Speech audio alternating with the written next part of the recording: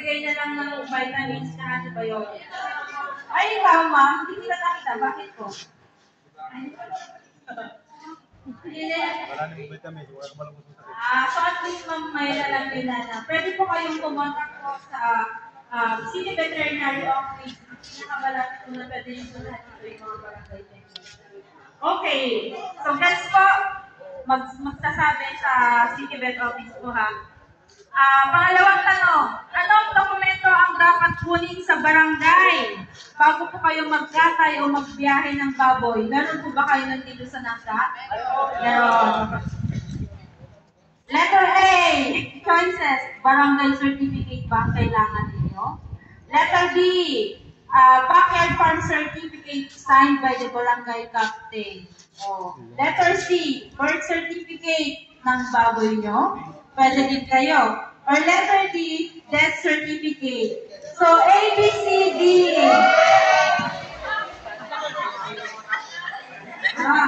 So, letter A po, barangay certificate. Letter B, backyard farm certificate.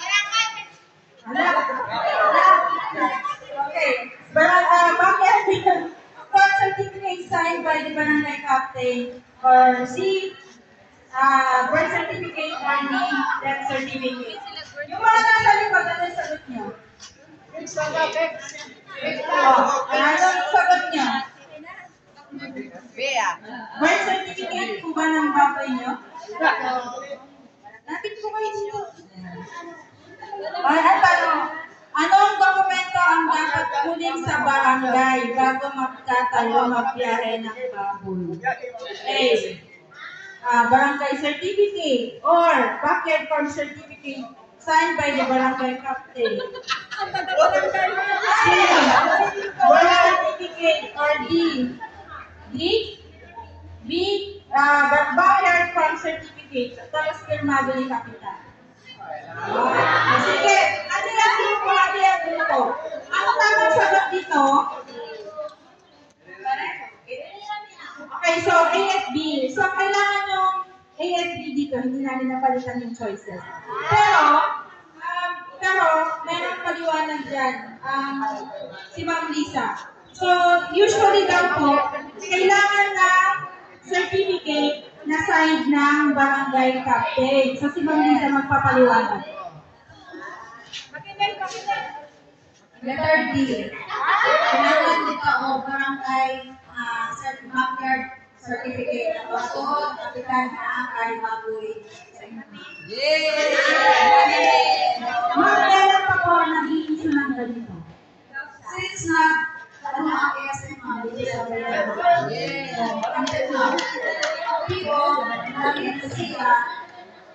Pag dito naman sa Bayawan City yung galing ang baboy, sa ngayon, hindi na kanya pa-issue ng certificate of third of. Pero, walang pagpapon na Smith na.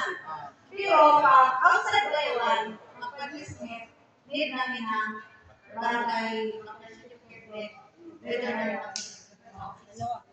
Ano po yung process naman para lang alam po nila? Matulog sa barangay captain na nakapatuod na may certificate dito. Paano ko nakapagod kung saan yung mga certificate? So, ngayon lang ay baligya. Yan. Kung may magsabi na replacement, yan likod. Kailangan din yung certificate. Okay? Kailangan din ang certificate. Pero mas specific yung kailangan sa hindi kapitan. Okay? Okay? Okay po. So, may natutunan na po ba tayo? Okay? So, sige po. So, ito pa. Number 3 na tanong. Paano po makasisiguro na ligtas sa ASF ang isang baboy bago po tayo? So, paano po kayo makasisiguro na ligtas sa ASF yung baboy po na kinakatay? Una, patayin or katayin or ihawin muna at saka ipapatest. Pangalawa, Pakainin niyo po ng Madre de Agua sa loob ng 1 linggo bago niyo kakatayin. Letter C, kumuha ng vet health certificate sa veterinary office. Or letter D, paliguan niyo po ng suka yung baboy, patay ang germs. So, letter A. Patayin niyo muna bago i-address. Dito wala. Kasi hindi naman letter A. Kakainin ng Madre de Agua araw-araw. Huwag kayo nililipat. Dito kayo. Ito ay sarap. Letter C, kukuha ng vet health certificate. Gusto kong malaman. Meron bang D? Meron bang gusto magpaligo ng suka? Okay. Bakit niyo po gusto pakainin muna ng Madre de Agua bago niyo po patayin? Para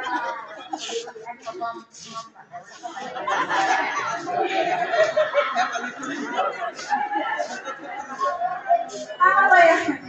Pwede naman. Tiruseng. Kita Kita ni YouTube ni Tiruseng ron.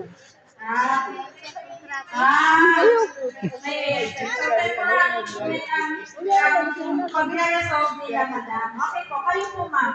Bakit niyo po gusto mo ng